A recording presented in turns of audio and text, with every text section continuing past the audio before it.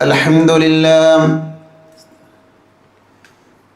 لله الواحد الأحد الفرد الصمد الذي لم يلد ولم يولد ولم يكن له كفوا أحد أحمده حمدا بلا أحد أشهد أن لا إله إلا الله وحده لا شريك له وأشهد أن محمدا عبده ورسوله اللهم صل على محمد وعلى آل محمد كما صليت على إبراهيم وعلى آل إبراهيم إنك حميد مجيد اللهم بارك على محمد وعلى آل محمد كما باركت على إبراهيم وعلى آل إبراهيم إنك حميد مجيد أما بعد فإن خير الحديث كتاب الله وخير الهدي هدي محمد صلى الله عليه وسلم وشر الأمور محدثاتها وكل محدثة بدعة وكل بدعة ضلالة وكل ضلالة في النار أعوذ بالله من الشيطان الرجيم يا أيها الذين آمنوا اتقوا الله حق تقاته ولا تموتن إلا وأنتم مسلمون أعوذ بالله من الشيطان الرجيم ولله الأسماء الحسنى فادعوه بها وذروا الذين يلحدون في أسمائه سيجزون ما كانوا يعملون. പരിശുദ്ധമായ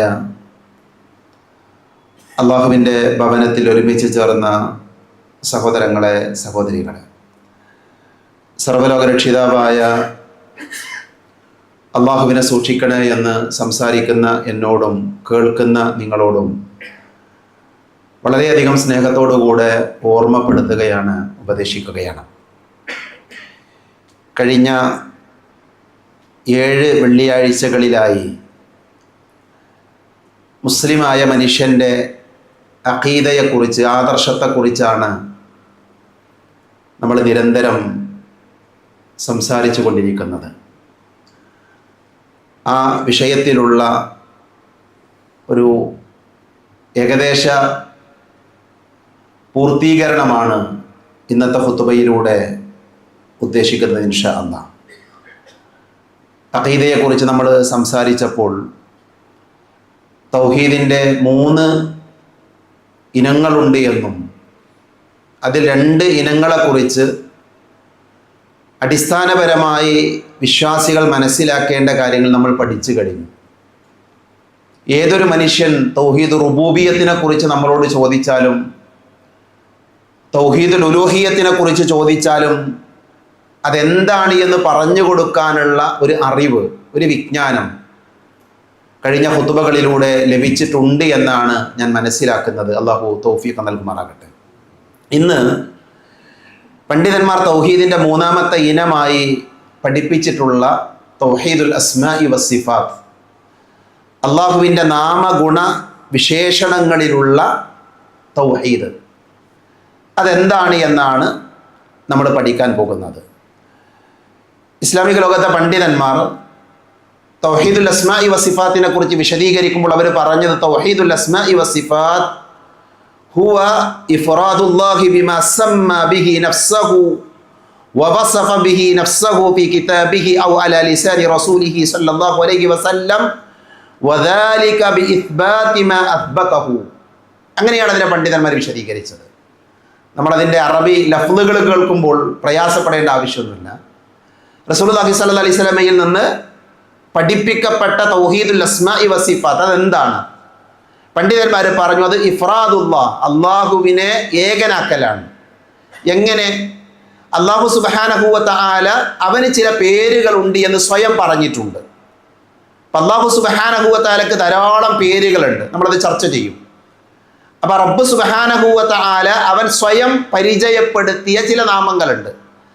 അതേപോലെ തന്നെ വിശുദ്ധ ഖുർആനിൽ വന്ന പ്രവാചകൻ സല്ലല്ലാഹു അലൈഹി വസല്ലമയുടെ ഹദീസുകളിലൂടെ നമ്മളെ പഠിപ്പിക്കപ്പെട്ട അള്ളാഹുവിൻ്റെ പേരുകളിലുള്ള വിശ്വാസത്തിനാണ് യഥാർത്ഥത്തിൽ തൗഹീദുൽ അസ്മാഇ വസ്സിഫാത്തി എന്ന് പറയാം.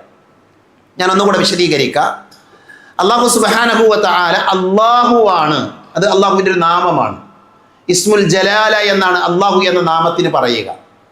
അതേപോലെ അള്ളാഹു ഗഫൂറാണ്, അള്ളാഹു വദൂദാണ്, അള്ളാഹു ഗനിയാണ്. ഇതൊക്കെ അള്ളാഹുവിൻ്റെ നാമങ്ങളാണ്. ഇങ്ങനെ അള്ളാഹു സുബ്ഹാനഹു വ തആലക്ക് ചില പേരുകളുണ്ട്, ഖുർആനിലും ഹദീസിലും വന്ന പേരുകൾ. ആ നാമങ്ങൾ അള്ളാഹുവിനുണ്ട്, ആ വിശ്വാസത്തിനാണ്, അതിനെ അംഗീകരിച്ചു കൊടുക്കുന്നതിനാണ് തൗഹീദുൽ അസ്മാഇ വസ്സിഫാത്ത് എന്ന് പണ്ഡിതന്മാർ നമുക്ക് വിശദീകരിച്ച് തന്നിട്ടുള്ളത്. വിശുദ്ധ ഖുർആനിൽ അല്ലാഹു സുബ്ഹാനഹു വ തആല പറഞ്ഞു വലില്ലാഹിൽ അസ്മാഉൽ ഹുസ്ന, വലില്ലാഹിൽ അസ്മാഉൽ ഹുസ്ന, അള്ളാഹുവിന് ഉത്കൃഷ്ടമായ നാമങ്ങളുണ്ട്. അപ്പൊ നോക്കൂ നിങ്ങൾ, അള്ളാഹുവിന് അള്ളാഹു എന്ന പേര് മാത്രമല്ല വേറെയും നാമങ്ങളുണ്ട്. അതാണ് ഈ ആയത്ത് കൊണ്ട് നമുക്ക് പഠിക്കാനുള്ളത്. അള്ളാഹുവിന് വലില്ലാഹിൽ അസ്മാഉൽ ഹുസ്ന, അസ്മാഉകൾ, പേരുകൾ അള്ളാഹുവിനുണ്ട്. എന്തിനാണ് ഇത് പഠിപ്പിക്കപ്പെട്ടത്? ഫദ്ഉഹു ബിഹ, ആ പേരുകളെ മുന്നിൽ വെച്ച് നിങ്ങൾ എന്ത് ചെയ്യണം? ദുആ ചെയ്യണം, നിങ്ങൾ പ്രാർത്ഥിക്കണം. പ്രാർത്ഥനയ്ക്ക് ഇജാബത്ത് കിട്ടാനുള്ള, പ്രാർത്ഥനയ്ക്ക് ഉത്തരം ലഭിക്കാനുള്ള ഒരു വഴിയാണ് അള്ളാഹുവിൻ്റെ വ്യത്യസ്തമായ പേരുകളെ മുന്നിൽ വെച്ചുകൊണ്ട് ദുആ ചെയ്യുക എന്നുള്ളത്. അത് നമ്മുടെ പ്രാർത്ഥനകൾക്ക് ഉത്തരം ലഭിക്കാനുള്ള ഒരു എളുപ്പ വഴിയായി റസൂലുള്ളാഹി സ്വല്ലല്ലാഹു അലൈഹി വസല്ലമ നമ്മളെ പഠിപ്പിച്ചിട്ടുണ്ട്. മറ്റൊരായത്തിൽ അല്ലാഹു സുബ്ഹാനഹു വ തആല പറഞ്ഞു ഖുൽ ഇദുല്ലാഹ അബിദുർ റഹ്മാൻ അയ്യമ്മാ തദ്ഉ ഫലഹുൽ അസ്മാഉൽ ഹുസ്ന. ഈ ആയത്തിൽ അല്ലാഹു പറയുന്നത്, നബിയെ നിങ്ങൾ പറയണം, നിങ്ങൾ അല്ലാഹു എന്ന് വിളിച്ചു കൊള്ളുക. ആരെ? അള്ളാഹുവിനോട് നിങ്ങൾ ദുആ ചെയ്യുമ്പോൾ ഖുൽ ഇദുല്ലാഹ, നിങ്ങൾ അള്ളാഹുവിനെ അല്ലാഹു എന്ന് വിളിച്ചു കൊള്ളുക. അല്ലെങ്കിലോ അബിദുർ റഹ്മാൻ, അല്ലെങ്കിൽ റഹ്മാൻ എന്ന് നിങ്ങൾ എന്ത് ചെയ്യുക? വിളിച്ചു കൊള്ളുക. അയ്യമ്മാ തദ്ഉ, നിങ്ങൾ അതിൽ ഏത് പേരുകൾ തന്നെ വിളിച്ചാലും, ഏത് നാമങ്ങൾ വിളിക്കുകയാണ് എങ്കിലും, അവന് പഠിപ്പിക്കപ്പെട്ട നാമങ്ങളിലെ ഏത് പേരുകളെ നിങ്ങൾ വിളിക്കുകയാണ് എങ്കിലും ആ പേരുകൾ പഠിപ്പിക്കപ്പെട്ടത് അവനുള്ളതാണ്. ഫലഹുൽ അസ്മാഉൽ ഹുസ്ന, അവൻ എന്തുണ്ട്? ഉത്കൃഷ്ടമായ നാമങ്ങളുണ്ട് എന്ന് അല്ലാഹു സുബ്ഹാനഹു വ തആല നമ്മളെ പഠിപ്പിച്ചു. ഞാൻ ഈ ആയത്തുകൾ ഓതിയത്, വിശുദ്ധ ഖുർആനിലെ 2 ആയത്തുകൾ നിങ്ങളുടെ മുന്നിലേക്ക് കൊണ്ടുവന്നത് അള്ളാഹുവിന് ഉത്കൃഷ്ടമായ നാമങ്ങൾ ഉണ്ട് എന്ന് ഖുർആൻ നമ്മളെ പഠിപ്പിക്കുന്നുണ്ട്. മറ്റൊരായത്തിൽ കാണാൻ സാധിക്കും അല്ലാഹു ലാ ഇലാഹ ഇല്ലാ ഹുവ ലഹുൽ അസ്മാഉൽ ഹുസ്ന. വിശുദ്ധ ഖുർആനിലെ സൂറത്തു ത്വാഹയിലെ ആയത്താണ്. അവിടെയും അല്ലാഹു പറയുന്നത് എന്താ? ലഹുൽ അസ്മാഉൽ ഹുസ്ന, അവൻ എന്തുണ്ട്? ഉത്കൃഷ്ടമായ നാമങ്ങളുണ്ട്. അപ്പൊ തൗഹീദുൽ അസ്മാഇ വസിഫാത്ത് എന്താ എന്ന് ചോദിച്ചാൽ, അല്ലാഹു പറഞ്ഞ, വിശുദ്ധ ഖുർആനിലൂടെയും ഹദീസുകളിലൂടെയും അല്ലാഹു പഠിപ്പിച്ച അല്ലാഹുവിൻ്റെ നാമങ്ങളിലുള്ള, നാമഗുണ വിശേഷണങ്ങളിലുള്ള ആ വിശേഷങ്ങൾ അവൻ ഏകനാണ് എന്ന് വിശ്വസിക്കുന്നതിനാണ് എന്ത് പറയാ? തൗഹീദുൽ അസ്മാഇ വസിഫാത്ത് എന്ന് പറയാം. നമ്മൾ പഠിക്കുന്ന, നമ്മൾ നേടുന്ന അറിവുകളിൽ ഏറ്റവും മാന്യമായ അറിവ് അള്ളാഹുവിൻ്റെ നാമങ്ങളെ കുറിച്ചുള്ള അറിവാണ്. മഹാനായ ഇബ്നുൽ അറബി അദ്ദേഹം അഹ്കാമുൽ ഖുർആൻ എന്ന് പറയുന്ന ഗ്രന്ഥത്തിൽ അദ്ദേഹം പറഞ്ഞു ഫഇന്ന ശറഫൽ ഇൽമി ബിശറഫിൽ മഅലൂം വൽ ബാരി അഷ്റഫുൽ മഅലൂമാത്ത് ഫൽ ഇൽമു ബി അസ്മാഇഹി അഷ്റഫുൽ ഉലൂം എന്നാണ് അദ്ദേഹം പറയുന്നത്. അഥവാ അറിവിൻ്റെ മഹത്വം അറിയപ്പെടുന്നതിനനുസരിച്ചാണ്. ഒരാൾ അയാൾക്കുള്ള അറിവിനനുസരിച്ചാണ് അയാളുടെ മഹത്വം രൂപപ്പെടുന്നത്. അതേപോലെ തന്നെ അല്ലാഹു സുബ്ഹാനഹു വ തആലയെ നമ്മൾ കൂടുതൽ അറിയുമ്പോഴാണ് അള്ളാഹുവിൻ്റെ മഹത്വം നമുക്ക് എന്ത് ചെയ്യാൻ പറ്റുക? നമുക്ക് മനസ്സിലാക്കാൻ സാധിക്കുക. അതിന് അദ്ദേഹം അവിടെ ഉദാഹരണം പറഞ്ഞത് അൽ ബാരി എന്നതാണ്. അള്ളാഹുവിൻ്റെ നാമമാണ്, അള്ളാഹു ബാരിയാണ്. അൽ ബാരി എന്നുള്ളതാണ് അറിയപ്പെട്ടതിൽ ഏറ്റവും ശ്രേഷ്ഠമായത്. അഥവാ അള്ളാഹുവാണ് ഏറ്റവും ശ്രേഷ്ഠമായവൻ. പറഞ്ഞതിൻ്റെ ചുരുക്കം എന്താ? അള്ളാഹുവിനെ കുറിച്ച് കൂടുതൽ അറിയുമ്പോഴാണ് നമുക്ക് എല്ലാവർക്കും അള്ളാഹുവിലേക്ക് കൂടുതൽ അടുക്കാൻ, കൂടുതൽ അള്ളാഹുവിനെ മനസ്സിലാക്കാൻ നമ്മെ സഹായിക്കുക. സഹോദരങ്ങൾ, എന്തിനാണ് നമ്മൾ അള്ളാഹുവിൻ്റെ നാമഗുണ വിശേഷണങ്ങൾ പഠിക്കുന്നത്? അള്ളാഹുവിൻ്റെ നാമങ്ങളും ഗുണങ്ങളും പഠിക്കേണ്ടതിൻ്റെ ആവശ്യകത എന്താണ്? മഹാനായ ഇമാം ഇബ്നുൽ ഖയ്യിം റഹ്മത്തുള്ളാഹി അലൈഹി പറഞ്ഞു ലൗ അറഫൽ അബ്ദു കുല്ല ഷൈഇൻ വലം യഅരിഫ് റബ്ബഹു ഫകഅന്നഹു ലം യഅരിഫ് ഷൈഅ. വല്ലാത്തൊരു വാചകമാണത്. എന്താ അദ്ദേഹം പറയുന്നത്? ഒരു മനുഷ്യനെല്ലാം അറിയാം. ഒരു മനുഷ്യൻ ലൗ അറഫൽ അബ്ദു കുല്ല ഷൈഇൻ, എല്ലാ കാര്യങ്ങളും അവൻ അറിയാം. ഭൂമിയിൽ നടക്കുന്ന, ആകാശത്ത് നടക്കുന്ന എല്ലാ കാര്യങ്ങളെക്കുറിച്ച് അവന് വിവരമുണ്ട്. എന്നാൽ വലം യഅരിഫ് റബ്ബഹു, അവൻ്റെ റബ്ബിനെ മനസ്സിലാക്കിയിട്ടില്ല. അവൻ്റെ അള്ളാഹുവിനെ അവൻ അറിയില്ല. അങ്ങനെയാണ് എങ്കിലോ അവനൊന്നും അറിയാത്തവനെ പോലെയാണ് എന്നാണ്, അവനൊരു വിവരമില്ലാത്തവനെ പോലെയാണ്. അതുകൊണ്ട് തന്നെ നമ്മുടെ ജീവിതത്തിൽ നമ്മൾ ഏറ്റവും കൂടുതൽ പഠിക്കേണ്ടത് ആരെക്കുറിച്ചാണ്? അള്ളാഹുവിനെ കുറിച്ചാണ്, അള്ളാഹുവിൻ്റെ നാമങ്ങളെക്കുറിച്ചാണ്, അവൻ്റെ വിശേഷണങ്ങളെക്കുറിച്ചാണ്. അത് പഠിക്കുമ്പോൾ നമുക്ക് ലഭിക്കുന്ന ആശ്വാസമുണ്ട്. മഹാനായ ശൈഖുൽ ഇസ്ലാം ഇബ്നു തൈമിയ്യ റഹ്മത്തുള്ളാഹി അലൈഹി പറയുന്നുണ്ട്, വിശുദ്ധ ഖുർആനിൽ അള്ളാഹുവിൻ്റെ നാമങ്ങളും വിശേഷണങ്ങളും പ്രവൃത്തികളെയും കുറിച്ച് ധാരാളം പരാമർശമുണ്ട്. വിശുദ്ധ ഖുർആനിൽ അള്ളാഹുവിൻ്റെ നാമങ്ങളെക്കുറിച്ച് അവൻ്റെ വിശേഷം കുറേ സ്ഥലത്ത് പറയുന്നുണ്ട്. ആ പരാമർശം സ്വർഗത്തിൽ തിന്നുക, കുടിക്കുക, ഇണകളോടൊത്ത് ജീവിക്കുക, ഇങ്ങനെയും ഖുർആനിൽ കുറേ പ്രയോഗങ്ങളുണ്ട്. അതിനേക്കാൾ കൂടുതൽ, അഥവാ സ്വർഗീയമായ അനുഗ്രഹങ്ങളെക്കുറിച്ച്, ഭക്ഷണത്തെക്കുറിച്ച്, മറ്റുള്ള കാര്യങ്ങളെക്കുറിച്ചൊക്കെ പറയുന്നതിനേക്കാൾ വിശുദ്ധ ഖുർആനിൽ കൂടുതൽ അള്ളാഹു പറഞ്ഞെന്താണ്? അള്ളാഹുവിൻ്റെ നാമങ്ങളെക്കുറിച്ച്, അതിൻ്റെ വിശേഷണങ്ങളെക്കുറിച്ച്, അതിൻ്റെ സിഫാത്തുകളെക്കുറിച്ചൊക്കെയാണ് അള്ളാഹു സുബ്ഹാനഹു വ തആല പഠിപ്പിച്ചിട്ടുള്ളത്. അതുകൊണ്ട് അതാണ് നമ്മൾ ഏറ്റവും കൂടുതൽ പഠിക്കേണ്ടതെന്ന് അർത്ഥം. ഭക്ഷണം കഴിക്കാൻ നമുക്കറിയാം, വെള്ളം കുടിക്കാൻ നമുക്കറിയാം, അതിൻ്റെ മര്യാദകളൊക്കെ നമുക്കറിയാം. അതൊക്കെ പഠിക്കുന്നതോടൊപ്പം അതിനേക്കാൾ താല്പര്യത്തിൽ, അതിനേക്കാൾ സ്ഥാനം നൽകി നമ്മൾ പഠിക്കേണ്ട വിഷയം എന്താ? അള്ളാഹുവിൻ്റെ നാമഗുണ വിശേഷണങ്ങളാണ് എന്ന് നമുക്ക് കാണാൻ സാധിക്കും. നോക്കൂ നിങ്ങൾ, വിശുദ്ധ ഖുർആനിലെ ഏറ്റവും ശ്രേഷ്ഠമായ ആയത്ത് ഏതാ? ഈ ഒരു ചോദ്യം നമ്മളോട് ചോദിച്ചാൽ നമുക്കുള്ള മറുപടി മഹാനായ ഉബയ്യ് ഇബ്നു കഅബ് റളിയല്ലാഹു കൊടുത്ത മറുപടിയാണ്. ഉബയ്യ് ഇബ്നു കഅബ് റളിയല്ലാഹു അൻഹുവിനോട് നബി ചോദിക്കുന്നുണ്ട്, അതദിരി അയ്യു ആയത്തിൻ മിൻ കിതാബില്ലാഹി മഅക്, നിന്റെ അടുക്കലുള്ള അഥവാ ഖുർആനിൽ ഏറ്റവും ശ്രേഷ്ഠമായ ആയത്ത് ഏതാണ്? ആ സമയത്ത് അദ്ദേഹം കൊടുത്ത മറുപടി അല്ലാഹു ലാ ഇലാഹ ഇല്ലാ ഹുവൽ ഹയ്യുൽ ഖയ്യൂം എന്ന് പറയുന്ന ആയത്തുൽ കുർസിയാണ്. ആയത്തുൽ കുർസിയാണ് ഖുർആനിലെ ഏറ്റവും ശ്രേഷ്ഠമായ ആയത്ത്. എന്താണ് ആയത്തിലെ ചർച്ചാ വിഷയം? എന്താ ആയത്തുൽ കുർസിയിൽ അല്ലാഹു സുബ്ഹാനഹു വ തആല ചർച്ച ചെയ്യുന്ന വിഷയം? എന്താ സഹോദരങ്ങൾ? അതിൽ അള്ളാഹുവിൻ്റെ നാമങ്ങളെക്കുറിച്ച്, അവൻ്റെ വിശേഷണങ്ങളെക്കുറിച്ച്, അള്ളാഹുവിനെ കുറിച്ച് പരിചയപ്പെടുത്തുന്ന ആയത്താണ്. അതിൽ മറ്റുള്ള വിഷയങ്ങളൊന്നും ചർച്ചയല്ല, അതിൽ വേറുള്ള മര്യാദകളൊന്നും ചർച്ചയല്ല. അതിലുള്ള ചർച്ച എന്താ? അപ്പൊ റബ്ബ് സുബ്ഹാനഹു വ തആല അവൻ്റെ വിശുദ്ധ ഗ്രന്ഥത്തിൽ ഏറ്റവും ശ്രേഷ്ഠമായ ആയത്തിലൂടെ നമ്മളെ പഠിപ്പിക്കുന്ന കാര്യം എന്താ? അല്ലാഹു ലാ ഇലാഹ ഇല്ലാ ഹുവൽ ഹയ്യുൽ ഖയ്യൂം, അവൻ ഹയ്യാണ്, അവൻ ഖയ്യൂമാണ്. ലാ തഖുദുഹു സിനത്തുൻ, അവനെ ഉറക്കം ബാധിക്കാത്തവനാണ്, തൂങ്ങി ഉറക്കമില്ലാത്തവനാണ് എന്ന് പറഞ്ഞ് റബ്ബ് സുബ്ഹാനഹു വ തആല അവൻ്റെ മഹത്വമാണ് ഖുർആൻ ഏറ്റവും വലിയ ഏറ്റവും ശ്രേഷ്ഠമായ ആയത്തിലൂടെ നമ്മളെ പഠിപ്പിക്കുന്നത്. ഇനി നോക്കൂ നിങ്ങൾ, ഖുർആനിന്റെ 1/3 എന്ന് പറയുന്ന അധ്യായം ഏതാ? അത് സൂറത്തുൽ ഇഖ്ലാസ് ആണ് അല്ലെ? വിശുദ്ധ ഖുർആനിലെ 1/3 എന്ന് പറയുന്ന അധ്യായമാണ്. തഅദീലു സുലുസൽ ഖുർആൻ എന്നാണ് ആ സൂറത്തിനെ കുറിച്ച് നബി സല്ലല്ലാഹു അലൈഹി വസല്ലം പറഞ്ഞത്. ആ സൂറത്തിലെ ചർച്ചാ വിഷയം എന്താ? സൂറത്തുൽ ഇഖ്ലാസിലെ ചർച്ചാ വിഷയം എന്താ? അല്ലാഹുവിനെ കുറിച്ചാണ്. ഖുൽ, നബിയെ പറയണം, ഹു അല്ലാഹു അഹദ്, അല്ലാഹു ഒരുവനാണ്, അല്ലാഹു ഏകനാണ്, അവൻ സമദാണ്, അവൻ എന്നീ തുടങ്ങി അള്ളാഹുവിൻ്റെ ഏകത്വം വിശദീകരിക്കുന്ന മക്കയിലെ മുശ്രിക്കുകളായ ആളുകൾ നബിയോട് അള്ളാഹുവിൻ്റെ വംശപരമ്പര ചോദിച്ചൊരു രംഗമുണ്ട്. നബിയെ, നിന്റെ റബ്ബിൻ്റെ നെസബ് പറ. നെസബ എന്ന് പറഞ്ഞാൽ കുടുംബ പരമ്പര, ബാപ്പാരാണ്, ബാപ്പാന്റെ ബാപ്പാരാണ്. അത് പറയാൻ വേണ്ടി പറഞ്ഞപ്പോൾ അവതരിച്ച അധ്യായമാണ് സൂറത്തുൽ ഇഖ്ലാസ്. ആ അധ്യായത്തിലെ ചർച്ചാ വിഷയം എന്താ? അള്ളാഹിനെ കുറിച്ചാണ്. അള്ളാഹു ഏകനാണ്, അവന് തുല്യനായി മറ്റാരുമില്ല, അവൻ സമദാണ്, അവൻ ആരുടെയും ആശ്രയം ആവശ്യമില്ലാത്തവനാണ്, അവൻ ആരുടെയും മകനല്ല, അവന് മക്കളുമില്ല എന്നൊക്കെ പറഞ്ഞ ആയത്ത്. അതിലും അഥവാ ഖുർആനിലെ മഹത്വമേറിയ ആയത്തുകളിലൂടെയും അതേപോലെ തന്നെ സൂറത്തുകളിലൂടെയും ഒക്കെ നമ്മൾ കണ്ണോടിക്കുമ്പോൾ അല്ലാഹു സുബ്ഹാനഹു വ തആല അവനെ പരിചയപ്പെടുത്താനാണ്, റബ്ബിനെ പരിചയപ്പെടുത്താനാണ് ആ അധ്യായങ്ങളും സൂക്തങ്ങളും ഒക്കെ ഉപയോഗിച്ചത് എന്ന് നമുക്ക് കാണാൻ സാധിക്കും.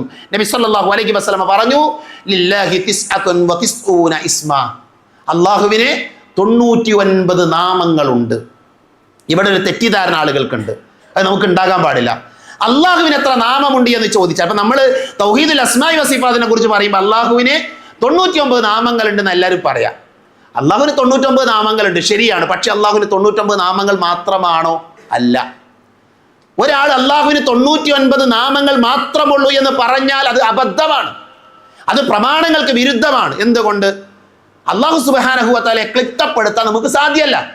അതുകൊണ്ട് തന്നെ അള്ളാഹുവിനെ നബി സല്ലല്ലാഹു അലൈഹി വസല്ലമ പഠിപ്പിച്ച ഖുർആനിൽ വന്ന ഹദീസിൽ വന്ന 99 നാമം, അങ്ങനെ പറയാം, 99 നാമങ്ങൾ പഠിപ്പിക്കപ്പെട്ടത് വന്നിട്ടുണ്ട്. മഹാഭൂരിപക്ഷ പണ്ഡിതന്മാർ 150ഓളം നാമങ്ങളെ എണ്ണി പറഞ്ഞ പണ്ഡിതന്മാരുണ്ട്. ആ വിഷയത്തിൽ ഗ്രന്ഥങ്ങൾ എഴുതിയ പണ്ഡിതന്മാർ ഇതിലേറെ നാമങ്ങളൊക്കെ ഉണ്ട് എന്ന് പഠിപ്പിച്ചത് നമുക്ക് കാണാൻ സാധിക്കും. പക്ഷേ ഖുർആനിലും ഹദീസിലും സ്ഥിരപ്പെട്ടു വന്ന 99 നാമങ്ങളുണ്ട്. എന്നാൽ ആ ഹദീസിന്റെ അവസാനത്തിൽ പറഞ്ഞു, മൻ നഹ്സാഹ ദഖലൽ ജന്ന, ആരെങ്കിലും അതിനെ യഹ്സാ ചെയ്താൽ അവന് സ്വർഗത്തിൽ പ്രവേശിക്കും. സുബ്ഹാനല്ലാഹ്. അപ്പോൾ നോക്കൂ നിങ്ങൾ, ഇന്ന് നമ്മൾ പറയുന്ന വിഷയത്തിൻ്റെ ഏറ്റവും വലിയ പ്രത്യേകത എന്താ അറിയോ? അള്ളാഹുവിൻ്റെ 99 നാമങ്ങൾ, ആ നാമങ്ങളെ ഇഹ്സാ ചെയ്താൽ, അഥവാ അതിനെ മനഃപ്പാടമാക്കിയാൽ, അതിനെ ഉൾക്കൊണ്ടാൽ, ഞാൻ വിശദീകരിക്കാം, നമ്മളത് ചെയ്താൽ നമുക്ക് എന്തുണ്ട്? സ്വർഗമുണ്ട് എന്നാണ് മഹാനായ റസൂലുള്ളാഹി സ്വല്ലല്ലാഹു അലൈഹി വസല്ലമ നമ്മളെ പഠിപ്പിച്ചത്. അപ്പോൾ അത് പറയുമ്പോൾ തന്നെ ഇമാം നബവി റഹ്മത്തുള്ളാഹി അലൈഹി പറഞ്ഞതുപോലെ ഈ ഹദീത്തിൽ എന്തില്ല? 99 നാമങ്ങൾ ഉണ്ട് എന്ന് പറഞ്ഞാൽ 99 നാമങ്ങൾ മാത്രമേ ഉള്ളൂ എന്ന് പറയാൻ പറ്റില്ല. അതിലധികം നാമങ്ങൾ ഉണ്ട് എന്നാണ് മഹാഭൂരിപക്ഷം പണ്ഡിതന്മാരും പഠിപ്പിച്ചിട്ടുള്ളത് എന്ന് ഷറഹ് മുസ്ലിമിൽ നമുക്ക് ഈ ഹദീസിനെ വിശദീകരിക്കുമ്പോൾ ഇമാം നബവി റഹ്മത്തുള്ളാഹി അലൈഹി രേഖപ്പെടുത്തിയത് കാണാൻ സാധിക്കും. അതുകൊണ്ട് തന്നെ നമ്മൾ എന്ത് വേണം? നമ്മൾ പഠിക്കണം, അള്ളാഹുവിന് 99 നാമങ്ങളുണ്ട്, പഠിപ്പിക്കപ്പെട്ട 99 നാമങ്ങളുണ്ട്. പിന്നെ നബി സല്ലല്ലാഹു അലൈഹി വസല്ലമ അല്ലാഹുവിനോട് പ്രാർത്ഥിച്ചു, അസ്അലുക ബികുല്ലി ഇസ്മിൻ ഹുവ ലക സമ്മൈത ബിഹി നഫ്സക ഔ അൻസൽതഹു ഫീ കിതാബിക ഔ അല്ലംതഹു അഹദൻ മിൻ ഖൽഖിക ഔ ഇസ്തഅ്തർത ബിഹി ഫീ ഇൽമിൽ ഗൈബി ഇൻദക. 99-ലേറെ നാമങ്ങൾ ഉണ്ട് എന്ന് മനസ്സിലാക്കാൻ പറ്റുന്ന ഒരു ഹദീത്താണത്. ഈ ഹദീത്തിൽ നബി പറയുന്നത്, അല്ലാഹുവേ, ഞാൻ നിന്റെ നാമങ്ങളെ നിനക്കുള്ളതായ, നീ സ്വന്തത്തിന് നൽകിയതായ, നിന്റെ അടിമകളിൽ ആർക്കെങ്കിലും അറിയിച്ചു കൊടുത്തതായ, നിന്റെ കിതാബിൽ വേദഗ്രന്ഥത്തിൽ അവതരിപ്പിച്ചതായ നാമങ്ങളെ മുന്നിൽ വെച്ചുകൊണ്ട് ഞാൻ ചോദിക്കുകയാണ്. അപ്പൊ ഖുറാനിൽ പഠിപ്പിച്ച നാമങ്ങളുണ്ട്. അതിന്റെ അവസാന ഭാഗം എന്താ? നിന്റെ അദൃശ്യജ്ഞാനത്തിൽ നീ തെരഞ്ഞെടുത്തതായ എല്ലാ നാമങ്ങളെ കൊണ്ടും ആർക്കും പറഞ്ഞു കൊടുക്കാത്ത, അള്ളാഹു വിശദീകരിച്ചു തരാത്ത കുറേ നാമങ്ങളുണ്ട് അള്ളാഹുവിന്. ആ നാമങ്ങളെ കൂടെ മുന്നിൽ വെച്ചുകൊണ്ട്, അള്ളാഹുവേ, ഞാൻ നിന്നോട് പ്രാർത്ഥിക്കുന്നു, ഞാൻ നിന്നോട് ദുആ ചെയ്യുന്നു എന്ന് നബി സല്ലല്ലാഹു അലൈഹി വസല്ലമ പ്രാർത്ഥിച്ചത് കാണാൻ സാധിക്കും. അപ്പോൾ സഹോദരങ്ങളെ, ഞാൻ പറഞ്ഞു വരുന്നതിൻ്റെ ചുരുക്കതാണ്, തൗഹീദ് എന്ന് പറഞ്ഞാൽ അതിൻ്റെ 3 ഇനങ്ങളുണ്ട്. തൗഹീദ് റുബൂബിയത്താണ്, തൗഹീദുൽ ഉലൂഹിയത്താണ്, തൗഹീദുൽ അസ്മാഇ വസിഫാത്താണ്. അസ്മാ വസിഫാത്ത് എന്ന് പറഞ്ഞാൽ അള്ളാഹുവിന് ഉത്കൃഷ്ടമായ ധാരാളം നാമങ്ങളുണ്ട്. ആ നാമങ്ങളിൽ അവൻ ഏകനാണ്. പാപങ്ങൾ പൊറുക്കുന്നവനാരാ? ഗഫൂർ ആരാണ്? അള്ളാഹു മാത്രമാണ്. അതിലാരെയും പങ്കു ചേർക്കാൻ പാടില്ല. ഖനി ആരാണ്? സമ്പന്നൻ ആരാണ്? അള്ളാഹു മാത്രമാണ് ഖനി. അള്ളാഹുവിന്റെ നാമമാണ് ഖനി എന്നുള്ളത്. ഒരു അടിമക്ക് ഖനി എന്ന പേരിടാൻ പാടില്ല, അബ്ദുൽ ഖനി എന്നിടേണ്ടത്. അങ്ങനെയുള്ള ആ വിശ്വാസത്തിനാണ് എന്ത് പറയാ? തൗഹീദുൽ അസ്മാഇ വസിഫാത്തിലുള്ള വിശ്വാസം എന്ന് പറയാം. നബി സല്ലല്ലാഹു അലൈഹി വസല്ലമ അള്ളാഹുവിന്റെ നാമങ്ങളെ 3 വിഭാഗങ്ങളാക്കി നമുക്ക് പറഞ്ഞു തന്നു. ഒന്ന്, അള്ളാഹു തനിക്ക് പേര് വെക്കുകയും താൻ ഉദ്ദേശിക്കുന്ന മലക്കുകൾക്കും അല്ലെങ്കിൽ അവരല്ലാത്തവർക്കും അത് വെളിപ്പെടുത്തുകയും ചെയ്തു. അതാണ് ഇപ്പൊ നമ്മളൊക്കെ പഠിച്ചുകൊണ്ടിരിക്കുന്ന ഗ്രന്ഥങ്ങളിലൊക്കെ വന്ന നാമങ്ങൾ. അതേപോലെ തന്നെ നബി സല്ലല്ലാഹു അലൈഹി വസല്ലമ ഹദീത്തിലൂടെ പഠിപ്പിക്കപ്പെട്ട നാമങ്ങൾ. 3 അദൃശ്യത്തിൽ ഈ ഹദീത്ത് പ്രകാരം അറിയാത്ത നാമങ്ങൾ. ഈ 3 രീതിയിൽ അള്ളാഹുവിന് എന്തുണ്ട്? നാമങ്ങളുണ്ട് എന്ന് പണ്ഡിതന്മാർ പറഞ്ഞു. ഇനി എന്താണ് ഇഹ്സാ എന്ന് പറയാം? ഇഹ്സാ എന്ന് പറഞ്ഞാൽ നബി സല്ലല്ലാഹു അലൈഹി വസല്ലമ പറഞ്ഞത്, ആരെങ്കിലും അള്ളാഹുവിന്റെ 99 പേരുകളെ ഇഹ്സാ ചെയ്താൽ അവന് സ്വർഗ്ഗമുണ്ട് എന്ന് പറഞ്ഞാൽ അതിലെ ഇഹ്സാ എന്താ? ഒന്ന്, അന്നൽ മുറാദ ബി ഇഹ്സാഹിഹാ ഹിഫ്ദു അൽഫാദിഹ. ആ നാമങ്ങൾ കാണാതെ പഠിക്കുക. ഇപ്പൊ അള്ളാഹു ഗഫൂറാണ്, വദൂദാണ്, ഖനി, ഇങ്ങനെ കുറേ നാമങ്ങളുണ്ട്. ആ നാമങ്ങൾ മനഃപ്പാടമാക്കുക. അതാണ് ഒരു അഭിപ്രായം. രണ്ടാമത്തത്, ആ നാമങ്ങൾ എന്ത് ചെയ്യുക? അത് മനസ്സിലാക്കുക. അപ്പൊ ഒരു ഒറ്റ ഉദാഹരണം, ഉമർലാന്റെ കാലഘട്ടത്തിൽ ഒരു മനുഷ്യൻ, അയാൾ ഇങ്ങനെ പ്രാർത്ഥിക്കുന്നു, അല്ലാഹുമ്മ ജഅലനി മിനൽ ഖലീൽ, അല്ലാഹുമ്മ ജഅലനി മിനൽ ഖലീൽ. എന്താ പ്രാർത്ഥന? പഠിച്ചവനെ, എന്നെ നീ കുറച്ച് ആൾക്കാരുടെ കൂട്ടത്തിൽ ഉൾപ്പെടുത്തണം എന്നാണ്. കുറച്ച് ആൾക്കാരുടെ കൂട്ടത്തിൽ ഉൾപ്പെടുത്തണം എന്നാണ് അയാൾ പ്രാർത്ഥിക്കുന്നത്. അപ്പൊ ഉമർലാൻ അത്ഭുതമായി. ഉമർലാൻ ചെന്ന് ചോദിച്ചു, നിങ്ങൾ എന്താ ഈ ദുആ ചെയ്യുന്നത്? എന്താണ് ഇങ്ങനെ ഒരു പ്രാർത്ഥന? എന്താണ് ഈ പ്രാർത്ഥന നിർവഹിക്കാൻ എന്താ കാരണം? എന്താണ്? അപ്പൊ അദ്ദേഹം പറഞ്ഞൊരു വാചകമുണ്ട്. അല്ലാഹു സുബ്ഹാനഹു വ തആല പറഞ്ഞിട്ടുണ്ട്, വഖലീലും മിൻ ഇബാദിയശ് ശുകൂർ. മനുഷ്യന്മാരുടെ കൂട്ടത്തിൽ വളരെ കുറച്ച് ആൾക്കാരാണ് അള്ളാഹുവിന് നന്ദി കാണിക്കുന്നവർ. അള്ളാഹു ഷക്കൂറാണ്, അള്ളാഹു ഷാക്കിറാണ്, അള്ളാഹു നന്ദി കാണിക്കുന്നവനാണ്. അപ്പൊ റബ്ബ് സുബ്ഹാനഹു വ തആല നന്ദി കാണിക്കുന്നവനാണ് എന്ന് മനസ്സിലാക്കി ആ മനുഷ്യൻ അയാളത് അറിഞ്ഞു പ്രാർത്ഥിക്കാണ്. അള്ളാഹു നന്ദി കാണിക്കുന്നവനാണെങ്കിൽ റബ്ബിനോട് നന്ദി കാണിക്കുന്നവരുടെ കൂട്ടത്തിൽ ഞാൻ ഉണ്ടാകണം. അപ്പൊ മനുഷ്യന്മാരുടെ കൂട്ടത്തിൽ കുറച്ച് ആൾക്കാരെ നന്ദി കാണിക്കുന്നവർ, അത് അള്ളാഹു പറഞ്ഞിട്ടുണ്ട്. ആ ആളുകളുടെ കൂട്ടത്തിൽ ഞാൻ ഉണ്ടാകണം എന്ന് അയാൾ ദുആ ചെയ്യുന്നു. ഞാൻ പറഞ്ഞതിൻ്റെ അർത്ഥം എന്താ അറിയോ? അപ്പൊ ആ മനുഷ്യനെ സംബന്ധിച്ചിടത്തോളം അയാൾക്ക് അള്ളാഹു ഷാക്കിറാണ് എന്ന അറിവുണ്ട്. അള്ളാഹു ആരാണ്? ഷാക്കിറാണ്. അള്ളാഹു ഷാക്കിറ എന്ന് പറഞ്ഞാൽ എന്താണെന്നറിയോ? അള്ളാഹു സുബ്ഹാനഹു വ തആല ഷാക്കിറ എന്ന് പറഞ്ഞാൽ അത് അള്ളാഹിന്റെ ഒരു നാമമാണ്, അള്ളാഹുവിന്റെ ഒരു പേരാണ്. അള്ളാഹു ഷാക്കിറാണ് എന്ന ഒരൊറ്റ കാര്യം പഠിച്ചാൽ മതി, നമുക്ക് നന്നാകാൻ പറ്റും. അതിന് ഒരർത്ഥം, 3 അർത്ഥത്തിൽ ഒരർത്ഥം എന്താ അറിയോ? കണക്കില്ലാതെ പ്രതിഫലം നൽകുന്നവനാണ്. അള്ളാഹു ഷാക്കിറാണെന്ന് പറഞ്ഞാൽ കണക്കില്ലാതെ പ്രതിഫലം നൽകുന്നവനാണ്.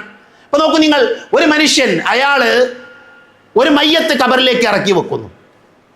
ഒരു മരിച്ച മനുഷ്യനെ മയ്യത്ത് കബറിലേക്ക് ഇറക്കി വെക്കുന്നു. ഒരു പുണ്യപ്രവർത്തിയാണ്. എന്താ അതിനുള്ള കൂലി? എന്താ? ഷാക്കിറായ റബ്ബ് അതിന് കൊടുക്കുന്ന കൂലി എന്താ അറിയോ?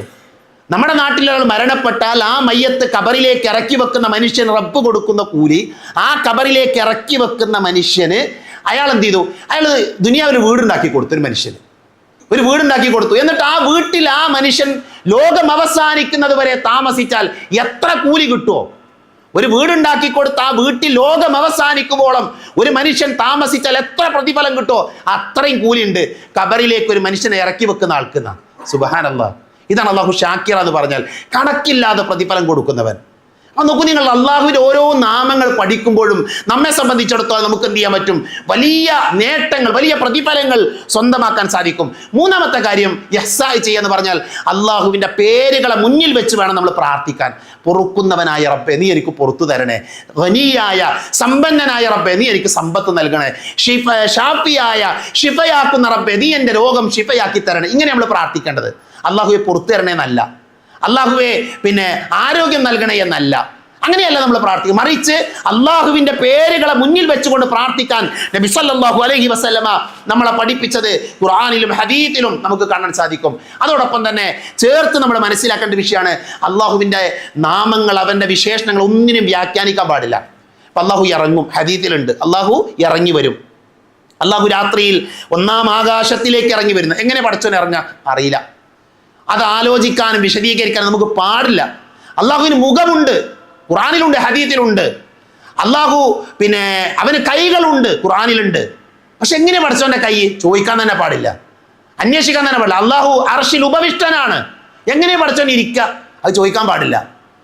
മഹാനായ ഇമാം മാലിക് റഹ്മത്തുള്ളാഹി അലൈഹി ഒരാൾ ചോദിച്ചപ്പോൾ ഇമാം മാലിക് റഹ്മത്തുള്ളാഹി അലൈഹി പറഞ്ഞ മറുപടി അൽ ഇസ്തിവാഉ മഅലൂമുൻ. ഇസ്തിവാ ചെയ്യുക അഥവാ അർശിൽ അള്ളാഹു ഉപവിഷ്ടനാണ് എന്ന കാര്യം എന്താ? അത് അറിയപ്പെട്ട കാര്യമാണ്. അർ-റഹ്മാനു അലൽ അർശി ഇസ്തവ. എന്നാൽ വൽ കൈഫു മജ്ഹൂൽ, അതിന്റെ രൂപം അറിയില്ല. വസ്സുആലു അൻഹു ബിദ്അ, ആ ഇരുത്തം എങ്ങനെയാണ് എന്ന് ചോദിക്കുന്ന എന്താ? അത് ബിദ്അത്താണ് എന്നാണ് മഹാനായ ഇമാം മാലിക് റഹ്മത്തുള്ളാഹി അലൈഹി രേഖപ്പെടുത്തി നമുക്ക് കാണാൻ സാധിക്കും. അതുകൊണ്ട് തന്നെ ഒരു ദുർവ്യാഖ്യാനത്തിന് പോകണ്ട. എങ്ങനെയാണോ ഖുർആനിൽ വന്നത്, എങ്ങനെയാണോ ഹദീസിലുള്ളത് പഠിപ്പിക്കപ്പെട്ട അത് അതേപോലെ മനസ്സിലാക്കുക. അള്ളാഹു ഇറങ്ങും, അപ്പൊ അള്ളാഹു ഇറങ്ങുമെന്ന് പഠിച്ചാൽ മതി. അള്ളാഹു സുബ്ഹാനഹു വ തആലക്ക് മുഖമുണ്ട്, അള്ളാഹ്ക്ക് അനുയോജ്യമായ രീതിയിൽ മുഖമുണ്ട്. നമ്മളതിനെ വ്യാഖ്യാനിക്കാനും മിസാല് നടത്താനും പാടില്ല എന്നുള്ളതാണ് നമുക്ക് പ്രമാണങ്ങൾ പരിശോധിക്കുമ്പോൾ മനസ്സിലാക്കാൻ സാധിക്കും. അതുകൊണ്ട് തന്നെ ഒരു വിശ്വാസിയെ സംബന്ധിച്ചിടത്തോളം ഖുർആനിലും ഹദീസിലും വന്ന അള്ളാഹുവിന് പറഞ്ഞ പേരുകൾ അംഗീകരിക്കുക, അതിനെ ഉൾക്കൊള്ളുക. നമ്മുടെ ജീവിതത്തിൽ ഒഴിവ് സമയങ്ങളിൽ എന്ത് ചെയ്യുക? അള്ളാഹുവിൻ്റെ നാമഗുണ വിശേഷണങ്ങളെ കുറിച്ച് കൂടുതൽ പഠിക്കാനും മനസ്സിലാക്കാനും അതിലൂടെ അള്ളാഹുവിലേക്ക് കൂടുതൽ അടുക്കാനും നമ്മൾ പരിശ്രമിക്കുക. അള്ളാഹു അത്തരത്തിലുള്ള സൗഭാഗ്യവാന്മാരുടെ കൂട്ടത്തിൽ എന്നെയും നിങ്ങളെയും ഉൾപ്പെടുത്തി അനുഗ്രഹിക്കുമാറാകട്ടെ.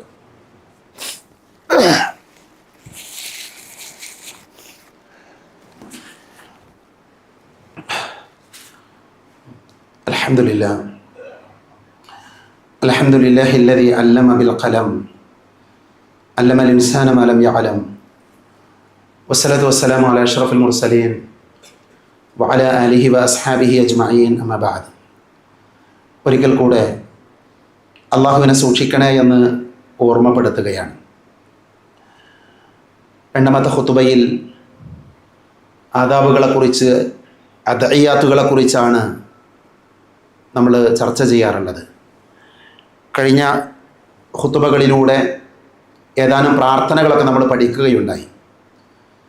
ഇന്ന് ഓർമ്മപ്പെടുത്താനുള്ളത് ഒരു വിശ്വാസി ഉണരേണ്ട സമയം എപ്പോഴാണ്, ഉറക്കിൽ നിന്ന് നമ്മളൊക്കെ ഉണരേണ്ട സമയം എപ്പോഴാണ് എന്ന് നമ്മൾ തീരുമാനിക്കണം.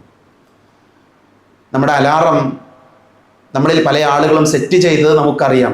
നമ്മുടെ ഫോൺ എടുത്ത് നോക്കിയാൽ കാണാൻ പറ്റും ഏത് സമയത്താണ് എന്ന്.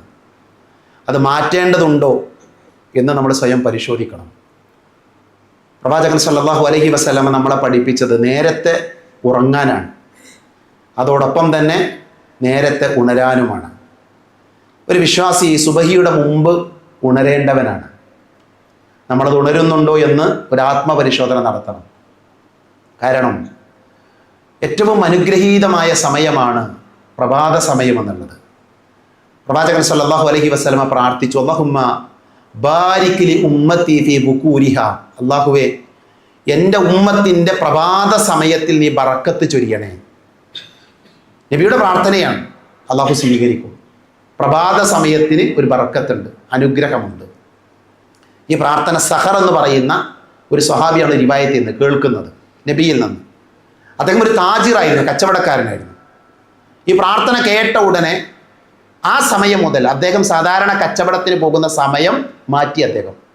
അദ്ദേഹം രാവിലെ സമയത്തേക്ക്, ഈ പ്രഭാത സമയത്ത് കച്ചവടത്തിനുള്ള ഒരുക്കങ്ങൾ നടത്താനും കച്ചവടത്തിന് വേണ്ടി തയ്യാറാകാനും ആരംഭിച്ചു. പിൽക്കാലഘട്ടത്തിലെ മദീനയുടെ ചരിത്രം നമ്മൾ വായിക്കുമ്പോൾ ഈ സഹർ എന്ന് പറയുന്ന സ്വഹാബി മരിക്കുമ്പോൾ മദീനയിലെ സമ്പന്നനായ ഒരാൾ മരിച്ചു എന്നാണ് ചരിത്രത്തിലുള്ളത്. അദ്ദേഹം വലിയ സമ്പന്നനായി മാറി. അതിൻ്റെ കാരണമായി പണ്ഡിതന്മാർ പറയുന്നത് അദ്ദേഹത്തിൻ്റെ ബിസിനസ്, അദ്ദേഹത്തിൻ്റെ കച്ചവടം, അതിനുള്ള ഒരുക്കങ്ങൾ, തയ്യാറെടുപ്പുകൾ, യാത്രകളൊക്കെ തുടങ്ങിയത് എപ്പോഴാണ്? രാവിലെ സമയത്ത് നബിയുടെ പ്രാർത്ഥന കേട്ടതിന് ശേഷം. നമ്മളിൽ മഹാഭൂരിപക്ഷം ആളുകളും രാവിലെ ഉറങ്ങിക്കിടക്കുന്ന ആൾക്കാരാണ്, പ്രഭാത സമയത്ത് ഉറങ്ങുന്നവരാണ്. അള്ളാഹുവിൻ്റെ റസൂൽ നമുക്ക് വേണ്ടി ദുആ ചെയ്ത ബറക്കത്താക്കപ്പെട്ട സമയത്ത് നമ്മൾ ഉറങ്ങാണ്. ഞാനത് കുറ്റപ്പെടുത്തുന്നതല്ല, നമ്മളതിലൊരു മാറ്റം വരുത്തണം. അനുഗ്രഹീതമായ ആ സമയത്തെ ജീവനുള്ള സമയമാക്കാൻ, പ്രത്യേകിച്ച് നമ്മുടെ കുട്ടികളൊക്കെ ഏറ്റവും നന്നായി പഠിക്കാൻ ഉപയോഗിക്കേണ്ട സമയമാണ്. അവർ രാത്രി സമയങ്ങളിൽ പെട്ടെന്ന് ഉറങ്ങി രാവിലെ എഴുന്നേറ്റ് പഠിച്ചു നോക്കിയാൽ അതവരുടെ ജീവിതത്തിൽ വലിയ മാറ്റങ്ങൾ ഉണ്ടാകും, ബറക്കത്തുണ്ടാകും അവർക്ക്. കാരണം ഇതൊരു അനുഗ്രഹീതമായ സമയമാണ്. അതുകൊണ്ട് തന്നെ നമ്മൾ സുബഹിയുടെ മുമ്പ് ഉണരുന്ന ശീലം നമ്മൾ ഉണ്ടാക്കണം. അപ്പം നമ്മുടെ വീട്ടിൽ ആരാണ് സുബഹിക്ക് ഉണരാറുള്ളത്, സുബഹിൻ്റെ മുമ്പ് ഉണരാറുള്ളത്? അത് നമുക്ക് എല്ലാവർക്കും അറിയാം. എൻ്റെ വീട്ടിലെ അവസ്ഥ എനിക്കറിയാം.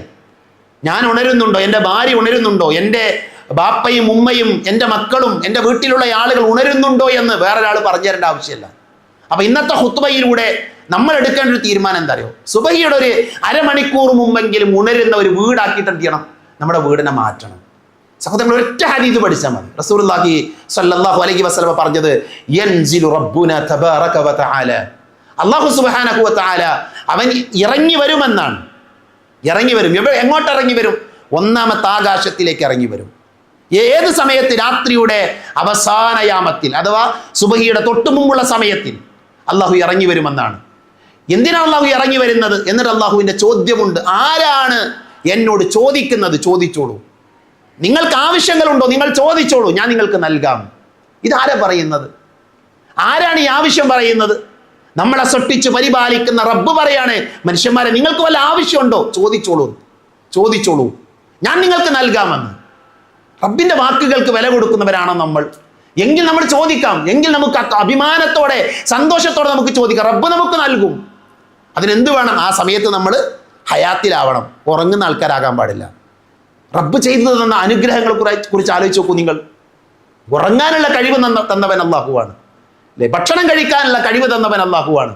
സംസാരിക്കാനും ഓടാനും ചാടാനുമോ എല്ലാ കഴിവും തന്നവൻ അല്ലാഹുവാണ്.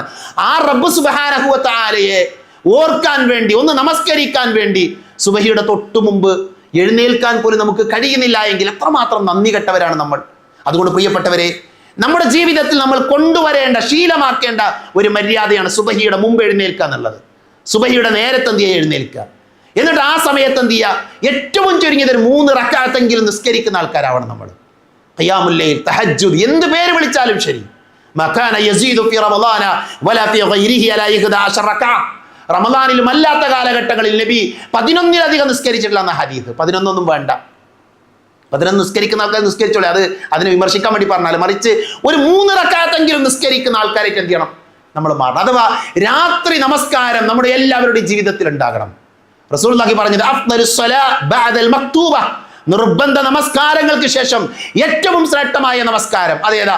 രാത്രി നമസ്കാരമാണ്. രാത്രി നമസ്കാരം, ആ നിസ്കാരം നിർവഹിക്കാൻ നമുക്ക് പറ്റണം. അതുകൊണ്ട് ഇന്ന് നമ്മൾ പഠിക്കുന്ന മര്യാദ 2 കാര്യമാണ്. ഒന്ന്, സുബഹിയുടെ ബാങ്ക് കൊടുക്കുന്നതിന് തൊട്ട് മുമ്പ് നമ്മൾ എഴുന്നേൽക്കണം.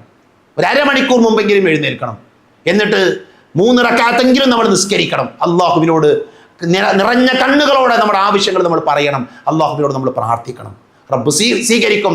നമ്മുടെ ജീവിതത്തിൽ അത് വലിയ മാറ്റങ്ങൾ ഉണ്ടാക്കും എന്ന കാര്യത്തിൽ സംശയമില്ല.